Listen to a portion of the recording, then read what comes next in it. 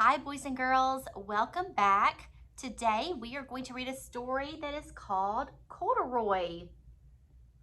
This story is a classic.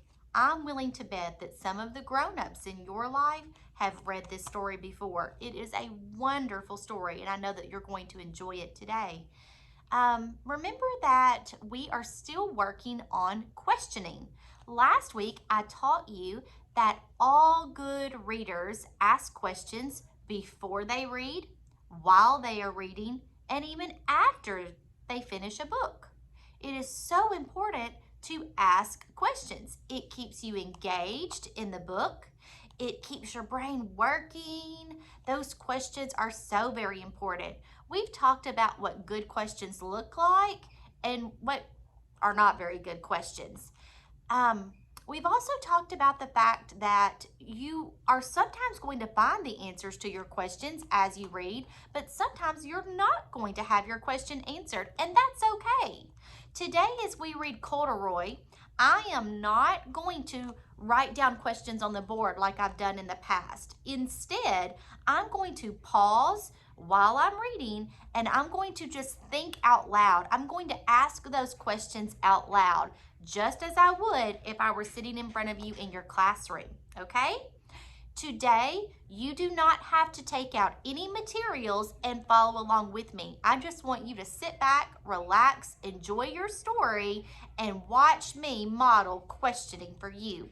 So again, we know that all good readers ask questions before they even start a text. So as I look at my book, I see the picture and it has a teddy bear that has a missing button, and it looks like there's something, he's on top of something here, right? There's a button here. So I have a question already. I wonder, is this teddy bear going to steal this button to repair his overalls? What do you think? Let's start our story so we can find out what happens. Corduroy is a bear who once lived in the toy department of a big store. Day after day, he waited with all of the other animals and dolls for somebody to come along and take him home. Boys and girls, I wonder, is Corduroy friends with the other toys? The store was always filled with shoppers buying all sorts of things, but no one ever seemed to want a small bear in green overalls. Then one morning, a little girl stopped and looked straight into Corduroy's bright eyes. "Oh, Mommy," she said, "look, there's the very bear I've always wanted." "Not today, dear," her mother sighed. "I've spent too much already. Besides, he doesn't look new. He's lost the button to one of his shoulder straps." Poor Corduroy. He must be feeling so sad. I wonder if this little girl is going to come back and purchase Corduroy another day. I wonder also if one of the store employees will notice that he's missing a button and try to repair him so that he will be sold. Corduroy watched them sadly as they walked away. "I didn't know I'd lost a button," he said to himself. "Tonight I'll go and see if I can find it."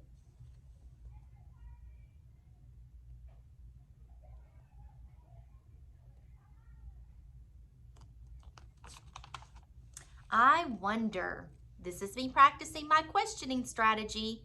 I wonder if Corduroy is going to be able to find the button he lost, or maybe he will find one that he can use in its place.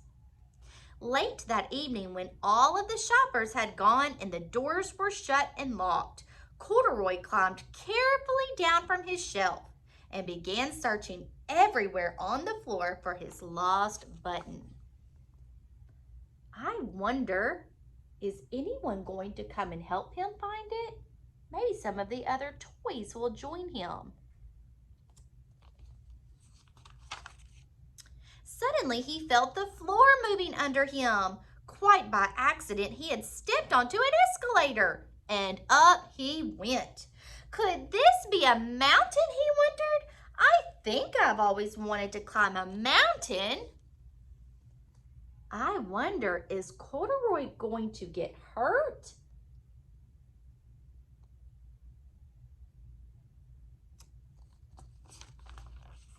He stepped off the escalator as it reached the next floor, and there, before his eyes, was a most amazing sight. Tables and chairs and lamps and sofas and rows of beds.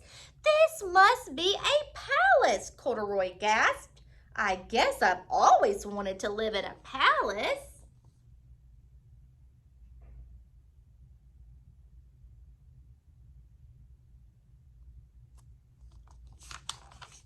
He wandered around admiring the furniture. This must be a bed, he said. I've always wanted to sleep in a bed. And up he crawled onto a large, thick mattress.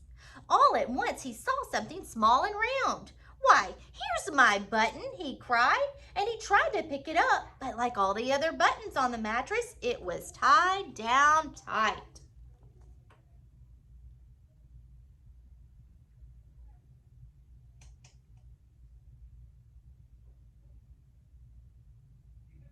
I wonder, is he going to be able to remove that button and use it? He yanked and pulled with both paws until pop! Off came the button, and off the mattress Corduroy toppled, bang into a tall floor lamp. Over it fell with a crash.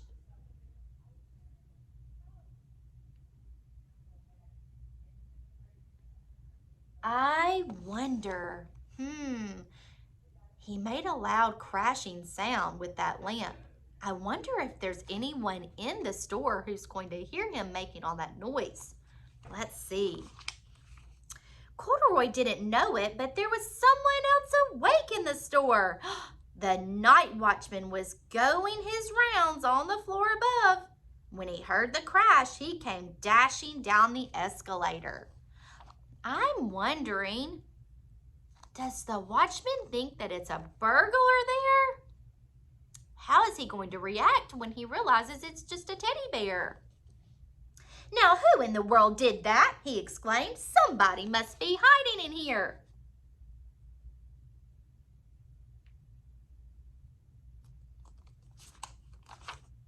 He flashed his light under and over sofas and beds until he came to the biggest bed of all.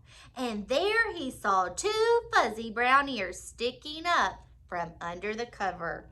Hello, he said. How did you get upstairs?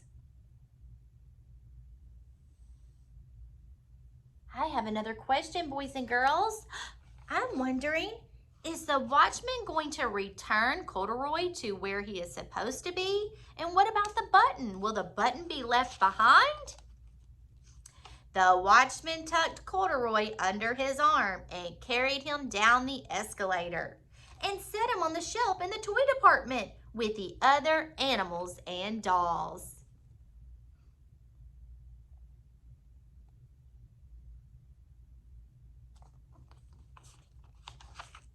Corduroy was just waking up when the first customers came into the store in the morning. And there, looking at him with a wide, warm smile, was the same little girl he'd seen only the day before. I'm Lisa, she said, and you're going to be my very own bear. Last night I counted what I've saved in my piggy bank, and my mother said I could bring you home. How exciting for Corduroy. You know, boys and girls, I'm wondering, is the little girl going to repair Corduroy's overalls, or is she just going to love him and cuddle him just the way he is? Shall I put him in a box for you? The sales lady asked. Oh, no, thank you, Lisa answered, and she carried Corduroy home in her arms. She ran all the way up 4 flights of stairs into her family's apartment and straight to her own room.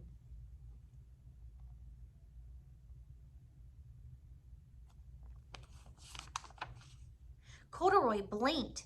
There was a chair and a chest of drawers, and alongside a girl-sized bed stood a little bed just the right size for him. The room was small, nothing like that enormous palace in the department store. "This must be home," he said. "I know I've always wanted a home." Lisa sat down with Corduroy on her lap and began to sew a button on his overalls. "I like you the way you are," she said, "but you'll be more comfortable with your shoulder strap fastened." We answered some of our questions. The little girl did in fact go back and get Corduroy, and she did repair him. "You must be a friend," said Corduroy. "I've always wanted a friend." "Me too," said Lisa, and gave him a big hug. What a wonderful book. Remember, good readers ask questions before they read, while they're reading, and even after they read. I still have a question. I kind of wonder what would happen if this book continued. Is Lisa going to keep Corduroy forever? Are his overalls going to stay fastened now that he has that new button? I even wonder if Lisa may have taught her mama a really good lesson that the toys don't have to be perfect in order to purchase them. You know, it's okay if sometimes things aren't just perfect. Doesn't mean they're damaged, right? This story, another thing that I want to touch base with you on, boys and girls, is that this story is a good example of fiction. Remember, in the past, we've talked about fiction, which is fake, and nonfiction, which is real. We know that this is fiction because it's about a character. We know that teddy bears don't really come to life and have speaking parts, do they? No, this is fiction. This book also has illustrations, which is another example of how we know that it could be fiction. It has a setting. That means that it takes place somewhere. It takes place at the department store and Lisa's home. And we have a problem and solution. The problem is Corduroy just wanted to have a home with a family, but he was damaged. And our solution is that Lisa figured out a way to be able to bring Corduroy home with her anyway. I hope that you enjoy this book. This is a classic book, and it is one of my favorites. I'll see you guys later.